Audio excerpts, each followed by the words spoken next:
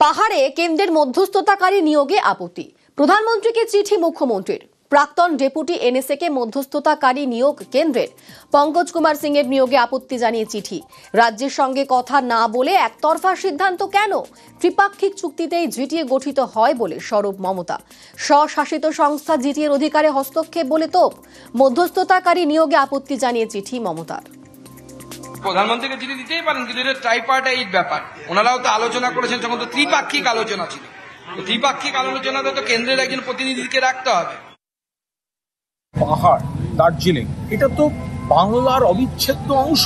আজকে পাহাড় আর ডুয়ার্স পুরোদস্তুর শান্ত, পর্যটকরা যাচ্ছেন, অর্থনৈতিক উন্নতি হচ্ছে, পাহাড় আবার হাসছে। তো সেখানে কেন কেন্দ্রীয় সরকার নাক গলাতে যাচ্ছে? যেগুলো কেন্দ্রের করার কথা, বাংলার 100 দিনের কাজের টাকা দেওয়ার কথা, আবাসের টাকা দেওয়ার কথা, প্রাকৃতিক দুর্যোগে টাকা দেওয়ার কথা, বকেয়া দেওয়ার কথা, সেগুলো তারা দিচ্ছেন না। এসআইআর আবহেই ফের সিএ নিয়ে হাওয়া গরম। কালী পুজোর পরে রাজ্য জুড়ে সিএ ক্যাম্প করবে বিজেপি। পাল্টা তৃণমূলের কটাক্ষ। এসআইআরে হিন্দু শরণার্থীদের নাম বাদ যাবে বুঝতে পেরেই সিএ নিয়ে আসরে নামছে বিজেপি।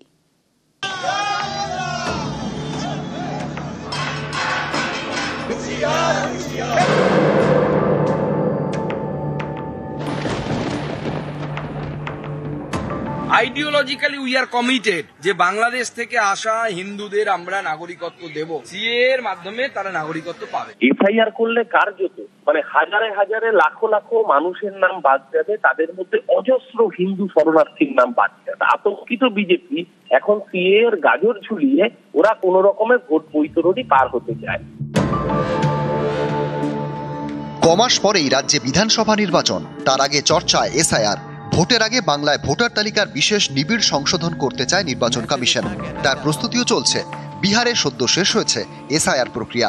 ভোটার তালিকা থেকে বাদ গিয়েছে প্রায় 69 লক্ষ নাম। এমন পরিস্থিতিতে বাংলায় এসআইআর ঘিরে হাওয়া গরম। তারই মধ্যে বিজেপির মুখে ফের সিএ এর কথা।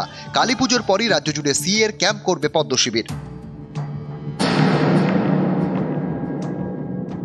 আইডিওলজিক্যালি উই আর কমিটেড যে বাংলাদেশ থেকে আসা হিন্দুদের আমরা নাগরিকত্ব দেব। সবাই তো পালিয়ে আসতে পারেনি, কিছু মানুষ তো ওপারে থেকে গেছে, তাদের কি হবে? আমরা আগামী দিনে শিবির করে ফর্ম ফিল আপ করাবো, প্রয়োজনে সিএ এর মাধ্যমে তারা নাগরিকত্ব পাবে। সিএ এর ক্যাম্প পশ্চিমবঙ্গে অনেকে করছে। আমি তো প্রস্তাব দেব তৃণমূলকেও সিএ ক্যাম্প করার জন্য। এফআইআর করলে কার্যত হাজারে হাজারে লাখো লাখো মানুষের নাম বাদ যাবে, তাদের মধ্যে অজস্র হিন্দু শরণার্থীর নাম বাদ যাবে, এবং সেই মানুষের ভোটেই বিজেপির ভোট ব্যাংক স্ফীত। অর্থাৎ আতঙ্কিত বিজেপি এখন সিএ এর গাজর ঝুলিয়ে ওরা কোন রকমের ভোট বৈতরণী পার হতে চায়। ভোটের আগে বাংলায় যখন এসআইআর ঘিরে প্রস্তুতি তুঙ্গে, তখন বিজেপির সিএ বার্তা ঘিরে ফের রাজনীতির হাওয়া গরম। নিউজ 18 বাংলা।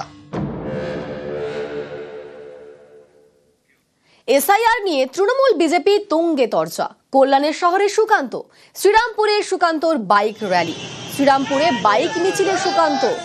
শুক্রবার সুকান্ত মজুমদারকে চ্যালেঞ্জ করেন কল্যাণ। গতকাল কল্যাণের লোকসভা এলাকায় সুকান্তর মিছিল শেষে তৃণমূলকে ফের হুঁশিয়ারি সুকান্তর। ঝান্ডা ও ডান্ডার বাণী বিজেপি সাংসদের গলায়। সুকান্ত মজুমদার বেকার লোক, কটাক্ষ কল্যাণ বন্দ্যোপাধ্যায়। কল্যাণ ব্যানার্জির মতো ছুঁচোদেরকে ভয় পাবেন না, এদের মারিয়ে যেতে হয়। কালকে এত বড় বড় কথা বললো সে সুকান্ত মজুমদার এসে ভাষণ দিয়ে আর বেরোতে দেবো না, এত দম। কল্যাণ ডাক পারি, কল্যাণ গেল কার বাড়ি? আই কল্যাণ দেখে যা বিজেপির ক্ষমতা। কি হলো আপনার? ফুস। আমার কর্মীরা আজকে ঝান্ডাও এনেছে, তার সাথে ডান্ডাও এনেছে। ভোট কি আর দিয়ে গেলাম, এই ঝান্ডা আর ডান্ডার বাণী তৃণমূলকে শোনাতে হবে। পুলিশ যদি নিরপেক্ষ হয়ে যায়, 15 মিনিট লাগবে না, পশ্চিমবঙ্গের সব তৃণমূল কংগ্রেস কার্যালয় বন্ধ হয়ে যাবে। তাহলে কল্যাণ দা এরপরে যদি খেলতে ডাকে, আমি শ্রীরামপুরের কর্মীদেরকে বলে দিচ্ছি, ভালো করে খেলবে। আমি তো ওর মতো বেকার লোক নই যে যখন তখন যেখানে সেখানে ঘুরে বেড়াবো, খ্যাপাসিয়াদের মতো ঘুরে বেড়াচ্ছে। আমি আবার বলছি, এসআইআর থেকে নাম কেটে দিয়ে ও সিআইএসএফ সিআরপিএফ নিয়ে এসে শ্রীরামপুর পার্লামেন্টে একটা মানুষকে গুলি করে মারুক, সুকান্ত মজুমদারকে বাড়ি ফিরে যেতে দেব না। ওর বাবা নরেন্দ্র মোদী পারবে না ওকে বাড়ি ফিরে নিয়ে যেতে। হঠাৎ করে চলে গেছে। তুই নোটিশ দিয়ে দিতে পারছিস, আমিও চলে যেতাম, দেখতাম ওকে। ও তো সেই হিম্মত হয়নি। ছুঁচো মেরে হাত গন্ধ করবো কেন আজকে? সুকান্ত তুই আয়, ডান্ডা দিয়ে মারবি আয়, আমি তোকে ডান্ডা কোথায় পড়তে হয় দেখিয়ে দেবো। মোদি যতদিন আছে ততদিন এগুলো রয়েছে। মোদি না থাকলে কুকুর বিড়ালে সুকান্তদের টেনে নিয়ে তুলে চলে যাবে। দার্জিলিং এর সাংসদের কনভয় হামলা, কনভয়ের 4 নম্বর গাড়িতে ঢিল ছোড়ার অভিযোগ। সুখিয়া প্রকৃতিতে আক্রান্ত রাজু বিস্তার কনভয়, ধসে ক্ষতিগ্রস্তদের সঙ্গে দেখা করে ফেরার পথে হামলা। জোরবাংলো থানায় অভিযোগ দায়ের সাংসদের। पहाड़ में जो ऐसे तत्व हैं जो ये सोच लेते हैं कि हम किसी को पत्थर मार के भगा देंगे, मुझे लगता है उनको गलत फहमी में नहीं रहना चाहिए। और अगर कुछ लोग ऐसे हैं जो आज भी हिंसा की राजनीति में विश्वास रखते हैं, तो फिर हम भी तैयार हैं। 10-12 दिन पहले किस तरह से सांसद के ऊपर हमला हुआ, लेकिन हम डरने वाले में से नहीं हैं, डट के मुकाबला। জাল জন্ম ও মৃত্যু সার্টিফিকেট তৈরির কারবার, অভিযুক্ত গ্রামীণ হাসপাতালের ডেটা এন্ট্রি অপারেটর। টাকা নিয়ে জাল সার্টিফিকেট তৈরির অভিযোগ। গত 3 মাসে ব্লকে জন্ম মৃত্যুর সংখ্যা 170, সেখানে 1000 জনের জন্ম মৃত্যুর সার্টিফিকেট তৈরি। খড়িবাড়ি গ্রামীণ হাসপাতালের কর্মীর বিরুদ্ধে অভিযোগ। অভিযুক্তের খোঁজে খড়িবাড়ি থানার পুলিশ।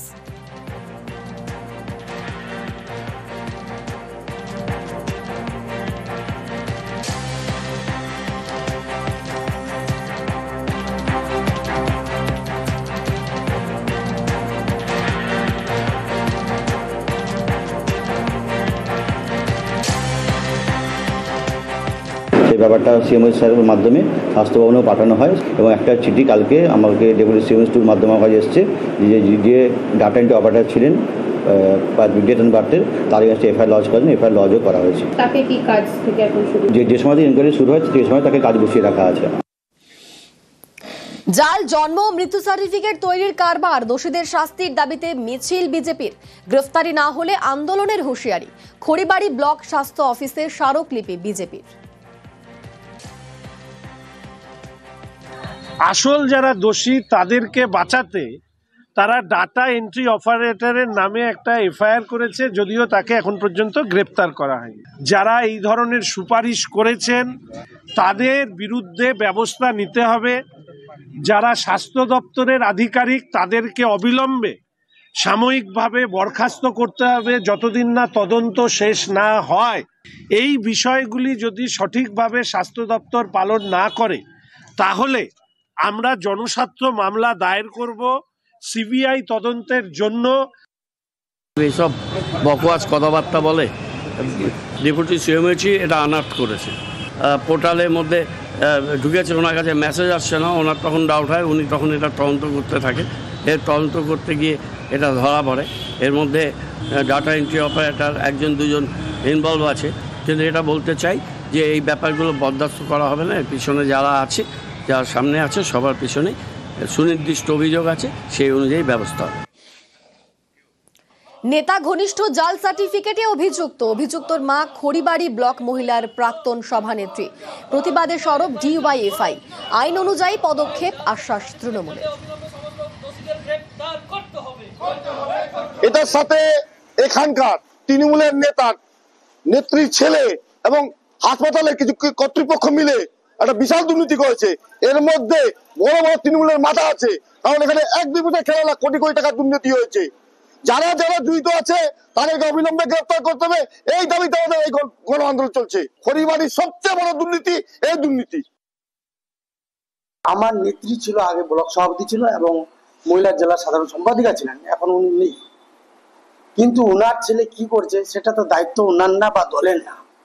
কেউ যদি অন্যায় করে থাকে সেটা অন্যায়, মানে আমরা অন্যায়কে বলি, আমরা তার সাপোর্টে যাচ্ছি না। আমরা জোর গলায় বলতে পারি কেউ যদি অন্যায় তদন্ত সাপেক্ষে অন্যায় প্রমাণিত হয়, আইন যেটা প্রশাসনিক ব্যবস্থা নিবে। গ্রেফতারির 60 দিনের মাথায় জীবন কৃষ্ণ সাহার বিরুদ্ধে চার্জশিট। এসএসসি নিয়োগ দুর্নীতি মামলায় জীবন কৃষ্ণর বিরুদ্ধে চার্জশিট ইডির। চার্জশিটে জীবন কৃষ্ণর 12 সম্পত্তির উল্লেখ। এসএসসির নিয়োগে 1.5 কোটির দুর্নীতি জীবন কৃষ্ণর। একাধিক সাক্ষীর বয়ান উল্লেখ করে অভিযোগ এনফোর্সমেন্ট ডিরেক্টরেটের। ব্যাংশাল কোর্টে চার্জশিট পেশ ইডির।